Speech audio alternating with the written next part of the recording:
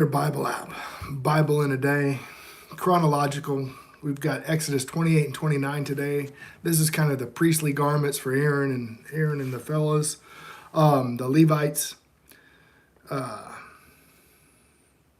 kind of think of this Exodus in chunks,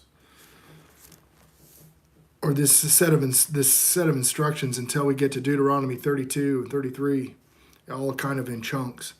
And we take unto Aaron thy brother and his sons with him, and among the children of Israel, that they may minister under me in the priest's office, even Aaron, Nahab, Abihu, Eleazar, Ithamar, and Aaron's sons.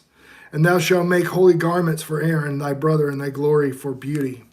And thou shalt speak unto all that are wise-hearted, whom I have filled with the spirit of wisdom, that they make Aaron's garments, consecrate him, and they may minister unto me in the priest's office.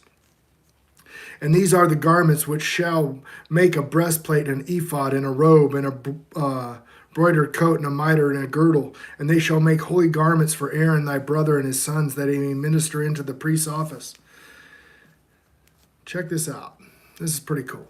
Thou shalt speak speak unto all wise-hearted, whom I have filled with the spirit of wisdom, that they may make Aaron's garments.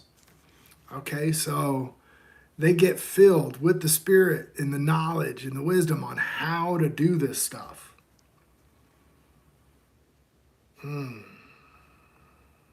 Just like the warnings in the New Testament, it's God who gives them up to the strong delusion. It's God who debases their mind. It's all that's judgment, guys.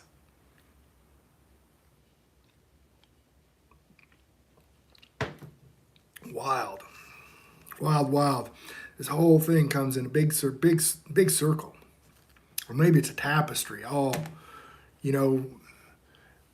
do the needlework when we're talking about the needlework on building this tabernacle. Okay, you've got a picture on one side, but on the other side, it's just, what the other side of that needlework looks like. It's just a big mishmash. But one side's a perfect picture, but it's all intertwined. One thread making those pictures. Wild, wild, wild. And these garments, which they shall make a breastplate, an ephod, and a robe, and a broidered coat, and a mitre, and a girdle, and they shall make holy garments for Aaron thy brother, his sons, that he may minister to me the priest's office.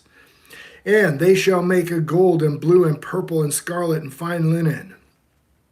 28 verse 6, they shall make an ephod of gold and blue and purple and scarlet and fine twined linen with the cunning work. And he shall have 2 shoulder pieces thereof, joined at the 2 edges thereof, and it shall be joined together. And the curious girdle of the ephod, which it is upon, shall be of the same, according to the work thereof, and even the gold and the blue and the purple and the scarlet and fine twined linen. And thou shalt make 2 onyx stones, and engrave on them the names of the children of Israel. And 6 of the names on the one stone, and 6 of the other names on the rest on the other stone, according to their birth. With the work of the engraver in the stone, like the engravings of a signet, thou shalt engrave the 2 stones with the names of the children of Israel. Kavesh, you're from India. Wow, isn't it cool that we can read the Bible together all the way across the world? And the children of Israel shall make them be set in the ounces of gold. And thou shalt be put 2 stones upon the shoulders of the ephods, and the stones of the memorial unto the children of Israel. And Aaron shall bear the names before Jehovah on his 2 shoulders for a memorial. And where we're at right now, God is explaining how to make the details of the clothings of the priests. He has already explained in the other chapters on how to make this tabernacle. And then he gives the people all of the knowledge and the wisdom on how to build this stuff. And they put in all of their stuff. They brought all this stuff out of Egypt, and they're going to build this tabernacle and all the stuff that goes in the tabernacle and the clothing for the priests. And pretty much every detail here is put out. And 2 chains of pure gold at the end of weave-in work, which shall make them, and fasten the weave-in work chains to the ouches. And thou shalt make a breastplate of judgment with cunning work, and the work of the ephod shall make it, and the gold of blue and purple and scarlet and fine twined linen thou shalt make it. 4 square it shall be, being doubled. The span shall be the length thereof, and the span shall be the breadth thereof. And thou shalt set it in settings of stone, and even to 4 rows of stones. And the first row shall be sardius, topaz, carbuncle. This shall be the first row. The second row shall be an emerald, a sapphire, and a diamond. And the third row, a ligature, an amnet, and an amethyst. And the fourth row, beryl, and onyx, and jasper, shall be set in gold in their enclosings. And the stones shall be with the names of the children of Israel, the 12, according to their names, like engravings of the signet. Every one with his name they shall be, according to the 12 tribes. And thou shalt make it. And thou shalt make it upon the breastplate chains and the ends of the weaving work of pure gold. And thou shalt make it upon the breastplates 2 rings of gold, and thou shalt put 2 rings on the 2 ends of the breastplate. And can you help me, please, brother? What do you need help with, man? What do you need help with? And thou shalt put the 2 weaving chains of gold and 2 rings that are on the ends of the breastplate. And the other 2 ends of the 2 wreathen chains thou shalt fasten the 2 ouches. 2 ouches. That's what it says there, 2 ouches. And put them on the shoulder pieces of the ephod before it. And thou shalt make 2 rings of gold, and put them upon 2 ends of the breastplate in the order thereof, and in the side the ephod inward. And 2 rings of gold thou shalt make, and put them on the 2 sides of the ephod underneath toward the forepart, up against the coupling, and above the curious girdle of ephod. And thou shalt bind the breastplates of the rings thereof, and unto the rings of the ephod with a lace blue, and it shall be a curious girdle of the ephod of the breastplate, and be not loosed from the ephod. It was good that he imbued the knowledge on how to do this stuff, because I would be lost. And Aaron shall bear the names of the children of Israel in the breastplate of judgment upon his heart. Oh. And he goeth unto the holy place for a memorial before Jehovah continually. So he bears the children of Israel on his heart in front of the Lord continually. And thou shalt put the breastplate of judgment in the Urim, in the Thummim, and they shall be upon Aaron's heart when he goeth in before Jehovah, and Aaron shall bear the judgment of the children of Israel upon his heart before Jehovah continually. Thou shalt make the robe of the ephod of all blue.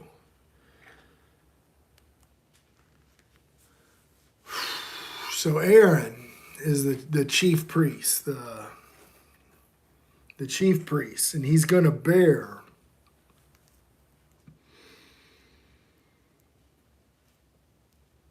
the judgment of the children of Israel upon his heart. Okay, then when the new covenant is in,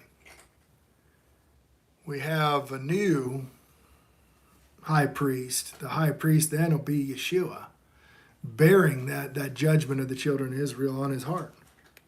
There shall be a hole in the top of it, in the midst thereof. It shall be a binding of woven work, and round about the hole, as if it were a hole in the habergon, that it not be rent.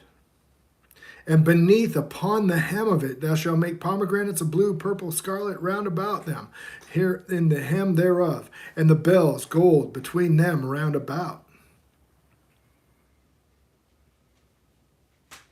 So Cavish says he needs help, but then he doesn't say what he needs help with. I'm dishing out the bread of life right now. This is the bread of life. Every day I read the book. That's what you need, man. A golden bell and pomegranate, and a golden bell of pomegranate upon the hem of the robe around about, and it shall be upon Aaron to minister into the sounds. Hey, silly, how are you? in the roundabout herd, when it goes forth of the holy place before Jehovah, when he cornereth out, and he did not. And thou shalt make a plate of pure gold and grave upon it.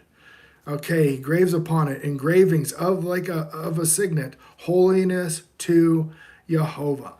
And thou shalt put the blue lace, and it may be upon the mitre, in the forefront of the mitre it shall be, and it shall be upon Aaron's forehead, that Aaron may bear the iniquity of the holy things, which the children of Israel shall hallow in all of their holy gifts, and it shall be always upon his forehead, that they may be accepted before Jehovah.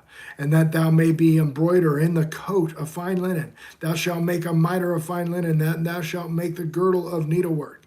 And Aaron's sons thou shalt make coats, and thou shalt make for them girdles and bonnets.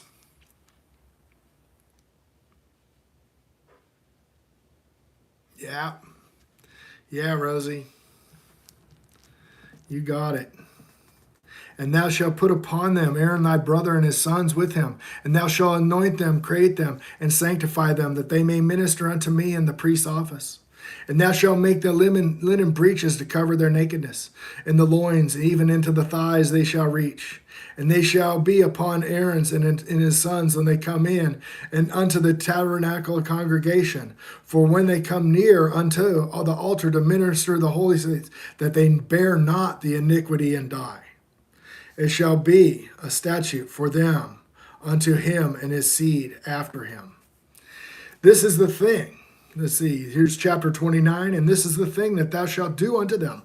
Hallow them and minister unto me in the priest's office.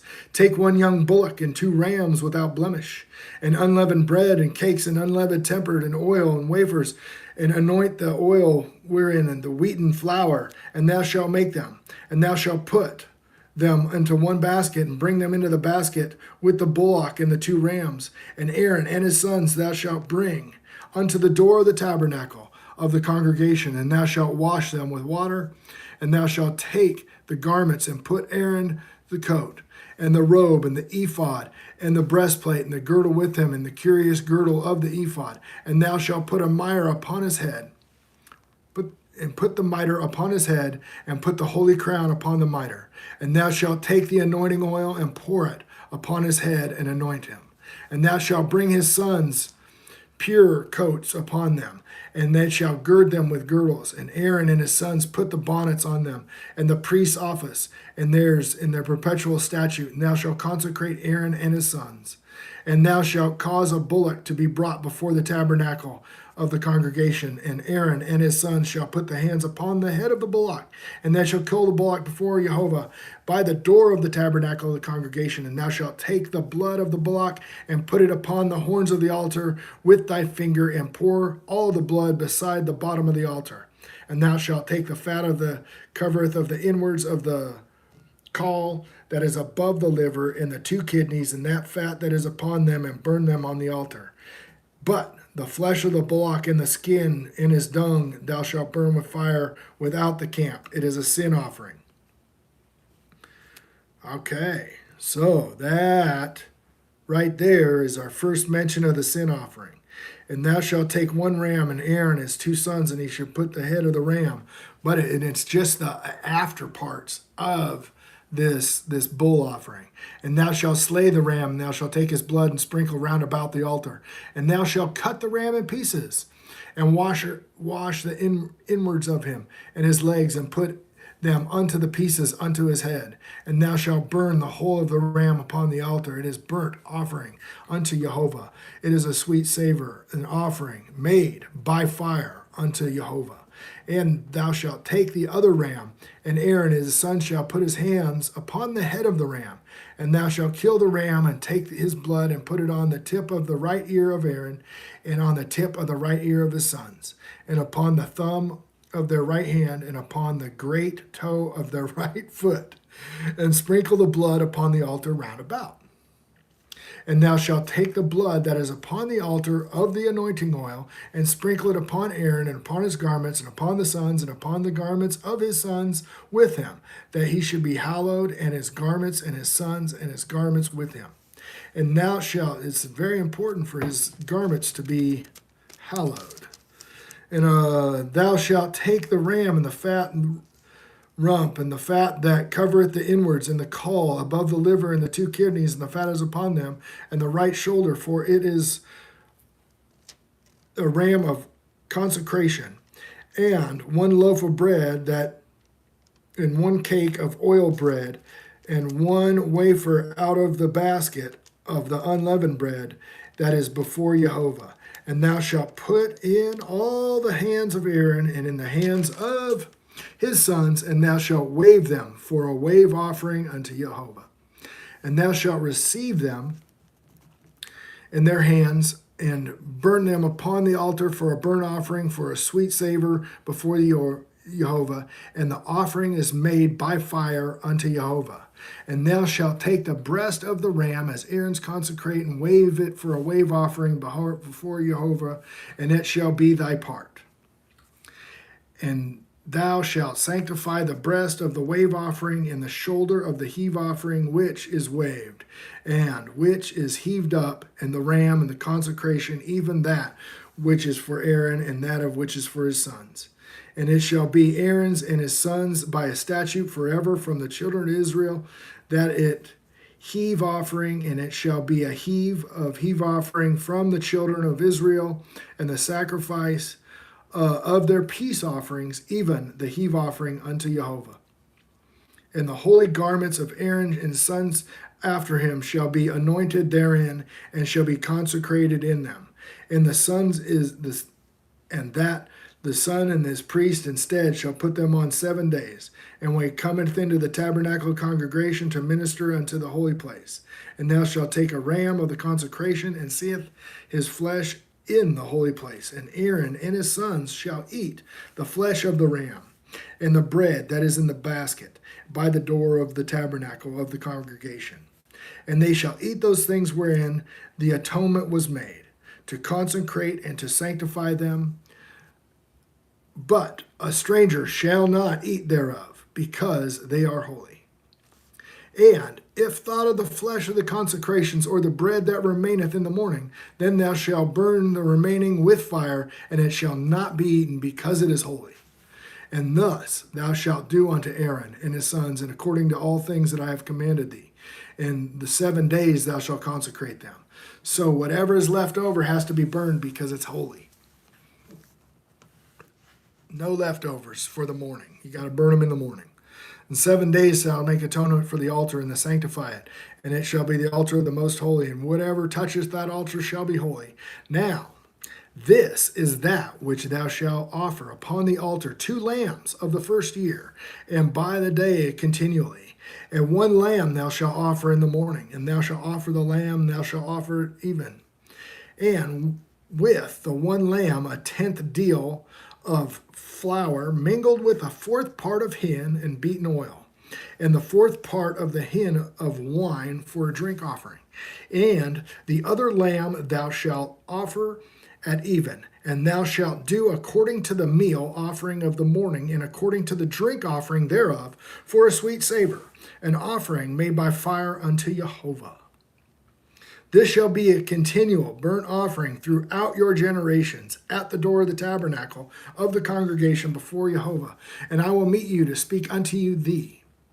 And there I will meet with the children of Israel and the tabernacle, and shall be sanctified by my glory. And I will sanctify the tabernacle of the congregation and the altar. And I will sanctify both Aaron and his sons to minister unto me in the priest's office. And I will dwell among the children of Israel and their God, and I will be their God. And they shall know that I am Jehovah, their God, brought to them forth out of the land of Egypt, that I may dwell among them, that I am the Jehovah, their God. So that is 28 and 29. All the stuff that it pertains to Aaron, the priestly duties, and all his garb, and all their clothing and all that stuff. And then the sanctification process, where they have to sanctify the altar and Aaron and on everything. So you can't be unclean before God. You can't be unclean, filthy, dirty. You got to be holy. You got to get clean, folks. It's a contrite spirit. What he's looking for is a contrite spirit in them that trembleth at his word. Isaiah 66. All right, folks, that is 28 and 29. Now, this is Bible, Blue Letter Bible app, Bible in a Year, and it's chronological. So now we're going to go, the next video will be 30, 31, 32. Okay, so then we're going to get in the next, I think tomorrow, we get into the great transgression. The great transgression. Right on, guys. I love you.